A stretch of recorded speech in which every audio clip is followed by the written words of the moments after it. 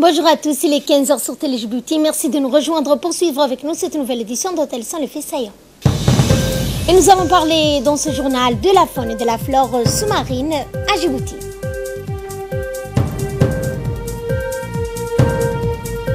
Donald Trump a annulé le voyage de son secrétaire d'État, George Pompeo.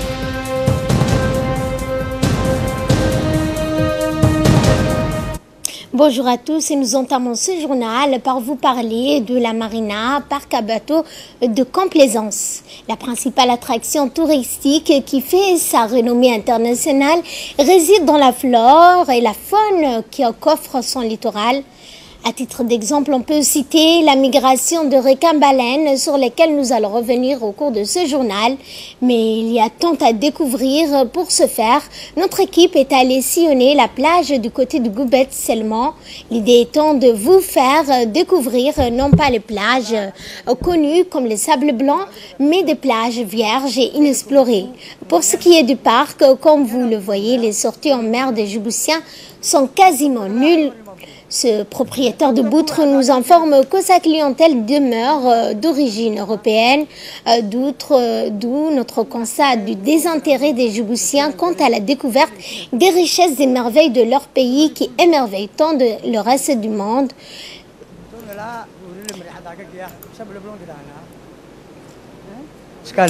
Nous parlions au début de cette édition du parc automobile, à voir le parc de bateaux de Complaisance et de départ en mer. Les Djiboutiens sont toujours aux abonnés absents alors que notre pays compte 314 km de côtes bordées de superbes plages. La principale attraction touristique qui fait sa renommée internationale réside dans la faune et la flore qu'offre son littoral. Et vous allez voir notre connu donc comme le sable blanc.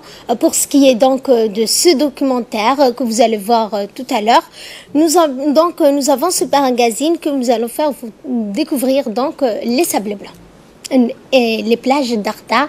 Dans ce magazine, nous allons vous faire découvrir les plages d'Arta, un plaisir pour les yeux surprenant. Et c'est la combinaison du patrimoine, tradition, modernité, nature et tourisme. Reportage. Environ 50 km de Djibouti-Ville. Pour y parvenir, il faut emprunter sur 34 km la route nationale 1, après avoir laissé sur la droite la route pour Arta et traverser le petit village de Ouéa. Il faut prendre la première piste à droite. Celle-ci emprunte sur la presque totalité du parcours, à savoir 15 km, le lit de deux zoueds à sec, les zoueds d'Ar'i et d'Ar'ila, où se trouvent des campements de nomades ainsi que leurs troupeaux. À mi-parcours, la piste traverse des magnifiques gorges encaissées pour enfin arriver sur le bord de mer. La plage d'Arta est une plage de galets et elle est bordée de montagnes d'origine volcanique. C'est l'unique plage de cette zone à être accessible par voie routière. Plusieurs autres plages bordent les côtes de cette région jusqu'au secteur de Goubet El Kharab ou l'île du Diable. Ces plages, dont l'écosystème est à couper le souffle, sont accessibles uniquement par voie maritime. L'équipe de la radio-télévision de Djibouti, qui a sillonné le pays pour nous offrir ces reportages, est également partie en mer avec à sa tête notre reporter vedette Ahmed Hamad. Ahmed a passé des journées qu'il n'est pas prêt d'oublier, surtout dans ces gorges et ces petites plages uniques au monde. Il est allé même sur l'île que l'on dit hantée par le diable. Il n'y verra rien d'anormal. Il décidera même d'y s'y baigner. À propos des démons qui hantent les lieux, les propriétaires de la vedette lui expliquera sur le chemin du retour que la seule chose qui sort de l'ordinaire, c'est les tourbillons causés par les courants sous-marins à l'entrée du Goubet. Des tourbillons capables d'enfreiner et engloutir les petites embarcations sans puissance moteur. Arta Plage possède un impressionnant tombant où l'on peut voir des super poissons multicolores et parfois même des requins-baleines. À quelques mètres de cette plage de galets, un spectaculaire à pic vous attend et vous permet de découvrir une faune corallienne ainsi que des poissons en tout genre. Quant à la faune, c'est assez démesuré en diversité d'espèces, mais aussi et surtout en termes de taille. Mais le clou du spectacle est le passage des requins-baleines en abondance dans cette passe entre décembre et février. L'eau est de couleur verte émeraude et la vision est de 10 mètres environ dans l'eau, à quelques mètres du bord. Un tombant magnifique avec des poissons multicolores. Les eaux qui bordent ces plages sont d'une pureté cristalline et extrêmement poissonneuses. Et c'est un véritable kaléidoscope de formes et de couleurs qui s'offre à vos yeux éblouis. Des bancs entiers de poissons et d'espèces différentes bordent la plage, à peine à 20 mètres du bord. Plonger dans les eaux de Djibouti est un pur bonheur. Son récif corallien et la richesse de la faune sous-marine attirent de plus en plus de plongeurs. Pour ceux qui recherchent des rencontres sous-marines plus impressionnantes, les requins-baleines leur donnent rendez-vous à partir du mois novembre jusqu'à mars. Il n'est pas rare de croiser pendant ces plongées la fameuse remonta.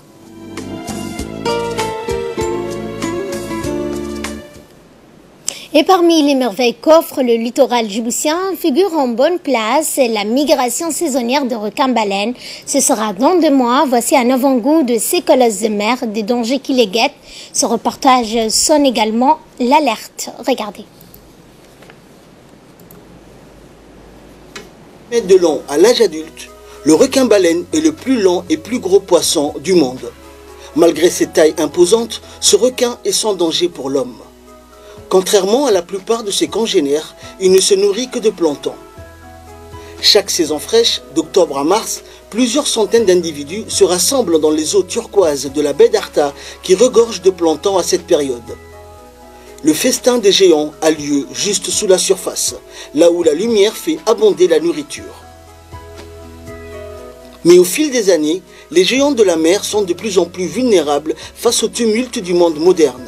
Les pêcheurs ignorants, les touristes déraisonnables et le va-et-vient perpétuel des bateaux filant à toute allure mettent gravement en danger ces colosses.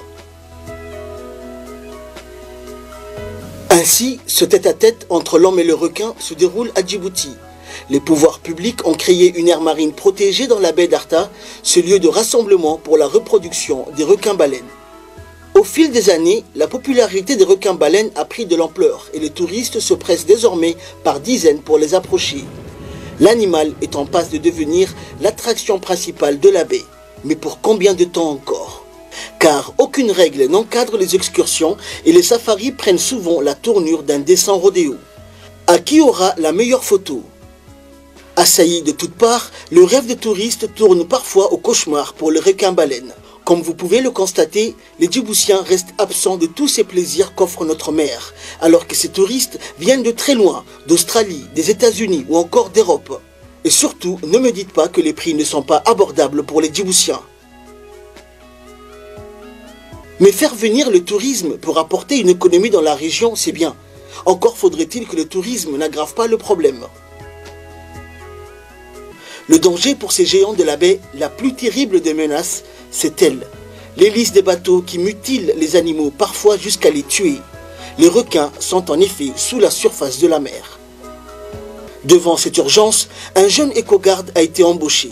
Sa mission, sillonner le périmètre de l'aire marine protégée et inciter les pilotes de bateaux à plus de vigilance. Abdo me parle de son travail. projet la yiraahdo oo muddo 2 sanadood iyo 3 bilood anagu aan ka shaqeynay muddo sanadana hakad galay kolkaas waxaan dawladda ku codsan lahayn inay projectkan ay dib u diimaareyso kadibna ay u réglementiso siday nacam Toutefois, un long chemin a été parcouru et bientôt, sur le périmètre de l'aire marine, le cache-hélice deviendra obligatoire et la circulation des bateaux sera étroitement contrôlée. Ces requins et les hommes pourront alors cohabiter en toute tranquillité. Pour cela, le ministère de l'Environnement doit achever les dispositions déjà entamées afin que ces 12 géants de la mer soient en sécurité la saison prochaine. Pour être une aire marine totalement protégée, il faut beaucoup plus que des bonnes intentions. Il appartient donc au gouvernement de réglementer le tourisme en soi et ensuite mettre en place les outils juridiques et administratifs pour faire de cette aire marine protégée une aire vraiment protégée. C'était l'appel de la prière d'Al-Asr et nous enchaînons avec cette 6e édition du tournoi du corridor à Yobouki qui a été organisé le 23 et 24 août dernier. Cette équipe représentative des 7 localités riveraines du corridor international de Djibouti, à savoir Mouloud, Diki, La Abeito, Galamo, Garambous, Yobouki, Galafi. Cet événement périodique qui est organisé par l'association ADS, Association pour le développement et la solidarité, sous l'égide du secrétariat d'État à la jeunesse et au sport. Pour le cross de 5 km a été raflé par le jeune de Galamo du côté des jeux traditionnels comme la lutte à phare et le jeu de balle. L'équipe de Galafi a remporté la finale face à Abaïtou pour la lutte traditionnelle à phare. Le jeune Abdallah Moussa de Yobouki s'est attribué la première place. La deuxième place est revenue à monsieur Mohamed Ali de la localité de Gorambous. Toujours la lutte traditionnelle catégorie cadet. La première place a été remportée par la ville de Dikil en la personne de Loaïta. La deuxième place revient à Galamo, représentée par le jeune Gadito Hamadou.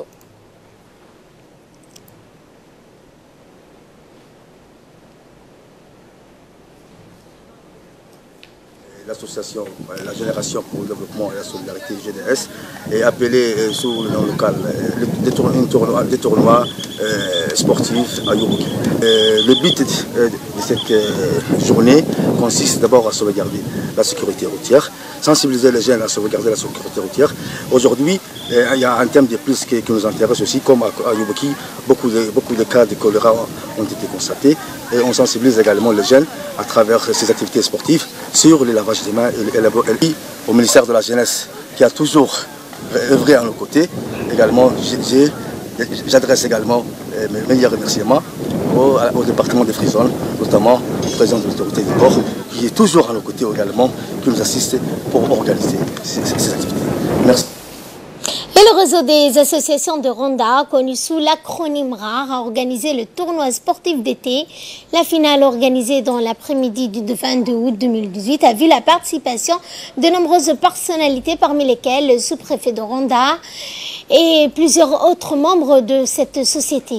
Les activités telles que le foot, l'endurance et enfin de soirée a été clôturée par des chants et des danses folkloriques. Les différents intervenants ont salué la réussite et l'aboutissement de ce projet social.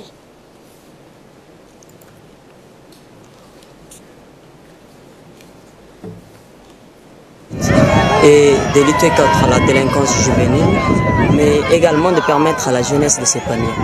En effet, le RAR est un réseau des associations, comme son nom l'indique, qui a pour but de redynamiser la région et de donner à la jeunesse le rôle qui lui revient de plein droit, c'est-à-dire s'épanouir, participer au développement régional et local, mais également la place qui lui revient, c'est qu'il y ait une jeunesse forte, fière, patriotique, civique et émancipée. Et de la nuisance qui domine l'actualité africaine et internationale, au Zimbabwe, la Cour constitutionnelle valide l'élection d'Emerson Mnangagwa. Et pour nous en parler, Ali Abdoulaye, bonjour Ali. Bonjour Fardous. Qu'en est-il donc de cette validation par la Cour constitutionnelle Eh bien, la Cour constitutionnelle de Zimbabwe a rejeté, Fardous, les arguments du mouvement pour le changement démocratique de Nelson Chamisa et validé la victoire d'Emerson Mnangagwa. Le candidat de l'opposition dénonçait des fraudes lors du scrutin du 30 juillet dont il demandait l'invalidation du résultat. En vain, le candidat de la ZANU-PF, le parti au pouvoir depuis l'indépendance, sera donc investi président ce dimanche 26 août à Harare, la capitale du Zimbabwe. Eh bien, auprès de l'audience ce mercredi 22 août, la justice donc, a confirmé la victoire d'Emerson Mnangagwa et valide les résultats du scrutin du 30 juillet que Nelson Chamisa conteste depuis le premier jour.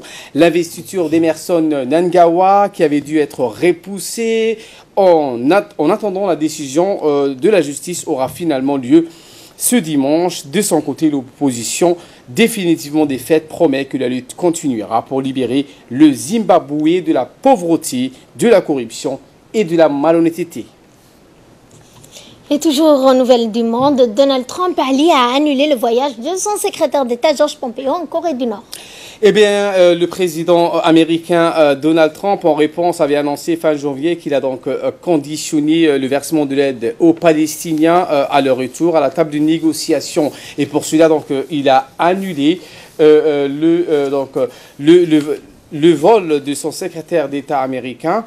Eh bien, le 215 millions que l'administration américaine aurait versé à Gaza serait gelé, Fardous. Et en Italie, Ali, donc le gouvernement italien donne 24 heures à la Commission européenne pour trouver une solution pour accueillir les 177 migrants. Justement, le gouvernement italien donne 24 heures à la Commission européenne pour trouver une solution pour accueillir les 177 migrants sauvés par le navire Diosoti, sans quoi elle ne paierait pas sa cotisation au budget de l'UE. Le gouvernement italien parle d'une seule voix sur les dossiers migratoires, celle du ministre de l'Intérieur et leader de la Ligue qui exige que le pays européen accueille les 177 migrants sauvés par le navire Diosoti. 27 mineurs ont été autorisés à débarquer dans le port de Catane, tandis que 150 adultes sont toujours confinés à bord. Il ne fait pas la preuve d'excès que le temps utilisé par le ministère de l'Intérieur, mais aussi dans les chiffres qu'il avance, puisque en moyenne, ces 10 dernières années, Rome a contribué à hauteur de 14 milliards d'euros par an au budget communautaire. Se soustraire à cette obligation signifierait évidemment, Fardous, quitter l'UE, ce qui n'est pas actuellement envisagé sérieusement par personne. Et cette course contre la montre des Vénézuéliens pour atteindre la frontière du Pérou. Effectivement, donc plusieurs milliers de Vénézuéliens fuyant leur pays tentaient de rallier le Pérou avant le durcissement des conditions d'entrée dans ce pays qui entre en vigueur samedi. L'Équateur, pays de transit, a par ailleurs ouvert un corridor humanitaire pour faciliter le passage vers le territoire péruvien. Les Nations Unies évaluaient à 2,3 millions le nombre de personnes ayant préféré partir ces dernières années pour échapper à la misère au Venezuela, soit 7,5% de sa population de 30,6 millions d'habitants selon le dernier recensement. Confronté à cet afflux, le Pérou va exiger des ressortissants vénézuéliens la présentation d'un passeport. Jusqu'à présent, une carte d'identité suffisait. L'Équateur, pays de transit pour nombre de Vénézuéliens cherchant à se rendre au Pérou, au Chili ou en Argentine, a mis en place une mesure similaire le 18 août dernier. Les Vénézuéliens sont étranglés par la crise économique. L'inflation pourrait atteindre 1 million de % fin 2018 selon les fonds monétaires internationaux, et le PIB devrait s'effondrer de 18%. Des millions de personnes ont préféré émigrer ces dernières années, mais cet exode des millions de personnes met toute la région sous tension, comme l'ont montré des violences contre des migrants vénézuéliens il y a une semaine à la frontière brésilienne. Et le 13 septembre prochain, le Ghana organisera les obsèques de Kofi Annan. L'ancien secrétaire général des Nations Unies décédé à Berne sera enterré dans son pays d'origine le 13 septembre prochain. Des obsèques nationales seront organisées au Ghana, son pays d'origine, pour l'ancien secrétaire général des Nations Unies, Kofi Annan, décédé la semaine dernière. C'est ce qu'a annoncé le président ghanéen. Kofi Annan, qui résidait en Suisse, sera enterré dans le nouveau cimetière militaire d'Accra, la capitale ghanéenne, la capitale du petit pays d'Afrique de l'Ouest, l'endroit le plus approprié pour accueillir le corps de Kofi Annan. C'est ce qu'a déclaré le président Nana Akufo-Addo à l'issue d'une rencontre avec la famille du défunt. À l'annonce de la mort de Annan, à la veille de ses 80 ans samedi dernier, le Ghana avait déjà décrété une semaine de deuil national, mettant tous les drapeaux en berne. Merci Ali pour ces précisions. Merci également à vous de nous avoir suivis. Excellent week-end à toutes et à tous.